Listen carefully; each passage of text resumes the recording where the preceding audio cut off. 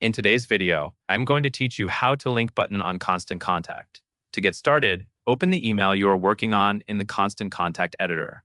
This is the main design view where you can add content blocks, adjust your layout, and control what your subscribers will see. Make sure you are editing the correct email draft before you continue, because any changes you make here will apply to the version you send. Once you are in the editor, go to the left-hand panel and click Tools. The Tools area is where you will find different elements you can add to your email, including buttons, dividers, images, and other layout options. This is useful when you want a clear call to action that stands out more than a regular text link. From Tools, find the button icon.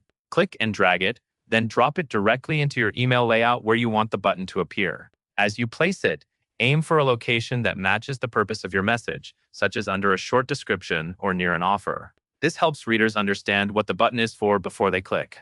After the button is in your email, click on the button itself.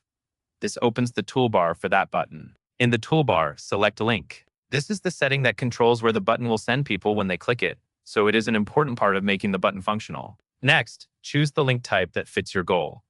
For most cases, select Web Page, then paste your URL into the field provided. If you are linking to something else, you can also choose Document or Email, depending on what you want the button to open. When you paste your link, make sure it is complete and correct, including the beginning of the address, so it does not break for your readers. Finally, click Insert to apply the link to your button. At this point, your button is connected and ready to use. It is a good habit to double-check the link you entered for typos before you send your email, since one wrong character can lead people to the wrong place. And that is all there is to it.